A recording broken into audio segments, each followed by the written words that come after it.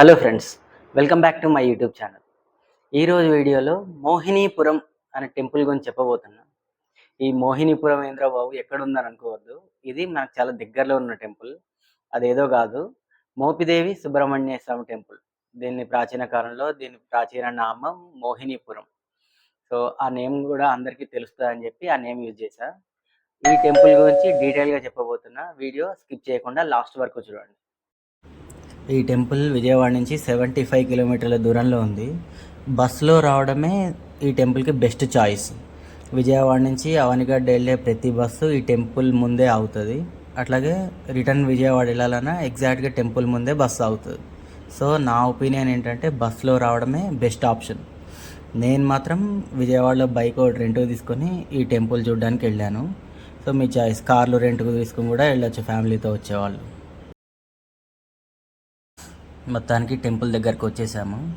First time వచ్చేవాళ్ళు temple టైమింగ్స్ని follow అవ్వండి. ఈ టెంపుల్ మార్నింగ్ 5:30 నుంచి ఆఫ్టర్నూన్ 1 o'clock వరకు, అట్లాగే ఈవినింగ్ 4 o'clock నుంచి నైట్ 8 o'clock వరకు ఓపెన్లో ఉంటుంది.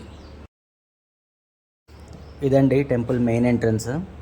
మనకు కావాల్సిన పూజా సామాగ్రి, అట్లాగే స్పెషల్ ఎంట్రీ దర్శన్ టికెట్లు, సేవా టికెట్లు అన్నీ ఈ టెంపుల్ స్టార్టింగ్లోనే దొరుకుతాయి.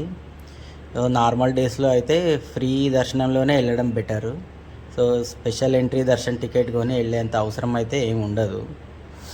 సో అట్లాగే టెంపుల్ ఎంట్రన్స్లో మనకి లెఫ్ట్ సైడ్ నుంచి ఏమో స్పెషల్ ఎంట్రీ దర్శన్ టికెట్ ఉన్న వాళ్ళని అలౌ చేస్తారు. రైట్ సైడ్ నుంచి ఫ్రీ దర్శన్ ఉన్న వాళ్ళని లోపలికి అలౌ చేస్తారు. మేము వచ్చేసరికి ఈవినింగ్ 4 o'clock అయింది. 4 o'clockకి మేము ఫ్రీ దర్శనంలోనే లోపలికి వెళ్ళిపోయినాము. సో పెద్ద క్రౌడ్ ఏం లేదు. సో మేము వచ్చింది సండే అయినా పెద్ద క్రౌడ్ ఏం లేదు. ఆలయం స్పెషల్ డేస్లోనే మాత్రమే స్పెషల్ ఎంట్రీ దర్శన టికెట్ అవసరం ఉండొచ్చు మేబీ. మొత్తానికి టెంపుల్ లోపలికి వచ్చేసాము. ఈ గ్రిల్స్ కనిపిస్తున్నాయి కదా, ఇక్కడ వరకు మన ఫోన్లు అలో ఉంటాయి. ఈ ఇన్సైడ్ పార్ట్ ఏదైతే ఉందో ఇక్కడ ఇదంతా ఫోటోలు వీడియోలు తీయొచ్చు. సో ఎవరు అబ్జెక్ట్ చేయట్లేదు. ఈ గ్రిల్స్ తర్వాత గర్భగుడిలోకి ఎంట్రన్స్ స్టార్ట్ అవుతుంది. అక్కడి నుంచి ఫోన్లు కానీ వీడియోలు కానీ ఫోటోలు కానీ తీయనియరు. సరే, ఇక్కడ ఈ టెంపుల్ హిస్టరీ ఏంటిదో చూద్దాం. ఇక్కడ 2 స్టోరీస్ ఉన్నాయి. సో అది ఫస్ట్ వన్ ఏంటిదో చూద్దాం. ఓసారి బ్రహ్మ మానసపుత్రులైన 4 దేవఋషులు శివపార్వతుల దర్శనం కోసం వస్తారు. అదే సమయంలో దేవతలు కూడా దర్శనాని కోసం వస్తారు. అక్కడ శివపార్వతులతో పాటు కుమారస్వామి కూడా ఉంటారు. అక్కడ ఏం జరుగుతుందంటే దేవతలంతా ఫుల్ డ్రెస్అప్ అయ్యి జ్యువెలరీతో ఉంటారు. ఈ ఋషులంతా దిగంబరులుగా ఉంటారు. వాళ్ళిద్దరిని కంపేర్ చేసుకొని కుమారస్వామి నవ్వుతారు. సో అప్పుడు పార్వతీదేవి మందలించి ఇట్లా నవ్వకూడదు, వాళ్ళు దేవఋషులు అని చెప్పి మందలిస్తుంది. అప్పుడు కుమారస్వామి తన తప్పు తెలుసుకొని ఒక సర్పరూపం తీసుకొని ఈ క్షేత్రంలో తపస్సు చేసుకుంటారు. సో అక్కడ ఈ ఫస్ట్ స్టోరీ. స్వామివారు ఎక్కడికి వచ్చారు, ఎలా వచ్చారు అనేది ఇదంతా ఫస్ట్ స్టోరీ. అయితే స్వామివారు తపస్సు చేసుకుంటారు, ఆయన తప్పుకు ప్రాయశ్చిత్తం చేసుకుంటారు. కానీ సెకండ్ స్టోరీ ఏంటంటే అసలు స్వామివారికి ఇక్కడ టెంపుల్ ఎలా వచ్చింది, అసలు ఎవరు ప్రతిష్ఠించారు అనేది సెకండ్ స్టోరీ. సో ఇక సెకండ్ స్టోరీ ఏంటంటే వింధ్యాపర్వతం, మేరుపర్వతం 2 పోటీపడి పెరిగిపోతూ ఉంటాయి.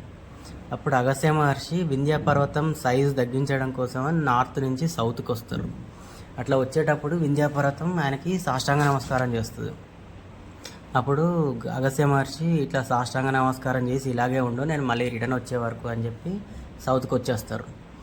వచ్చిన తర్వాత ఆయన మళ్ళీ నార్త్కి వెళ్ళారు. సో వింధ్యాపర్వతం అనేది అదే హైట్లో ఉంటుంది. అంటే సాష్టాంగ నమస్కారం చేసినప్పుడు ఏ హైట్లో ఉంటుందో ఆ హైట్లోనే ఉంటుంది. సో ఇంకా అగస్త్య మహర్షి ఆయన శిష్యులతోటి ఆయన వైఫ్ తోటి ప్రాంతం నుంచి వెళ్తుంటే ఒక పుట్టలోంచి ఒక దివ్యమైన తేజస్సు బయటకు వస్తుంది.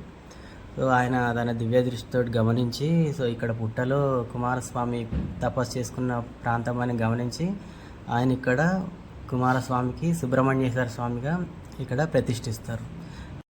ఇంకా స్వామివారికి సంబంధించి కొన్ని స్పెషల్ డేస్ ఉన్నాయి. అదేంటంటే మార్గశిర మాసంలో శుక్లపక్ష షష్ఠి రోజున స్వామివారి కళ్యాణం జరుగుతుంది. అదే సుబ్రహ్మణ్య షష్ఠి. గోదావరి జిల్లా వాళ్ళు దీన్ని సుబ్బారాయుడు షష్ఠి అని కూడా అంటారు. సో డిసెంబర్ నెలలో వస్తుంది.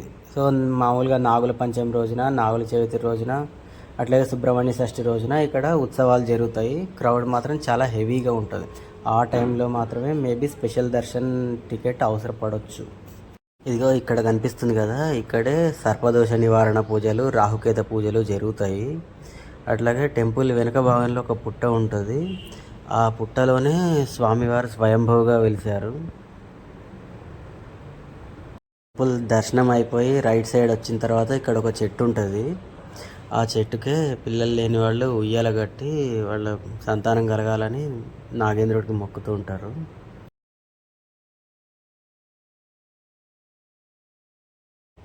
మాకైతే దర్శనానికి ఒక 1/2 అవర్ టైం పట్టింది. ఇక్కడ నిత్య అన్నదానం కూడా జరుగుతూ ఉంటుంది.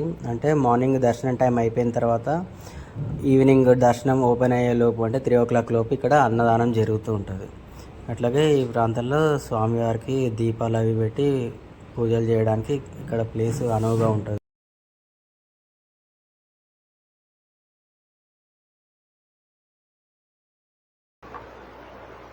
సో అదండి టెంపుల్ డీటెయిల్స్. వీడియో మీ అందరికీ నచ్చిందని అనుకుంటున్నాను. ఈ వీడియో మీకు నచ్చినట్లయితే లైక్ చేయండి, షేర్ చేయండి, అట్లాగే సబ్స్క్రైబ్ చేసి బెల్ ఐకాన్ని ప్రెస్ చేయండి.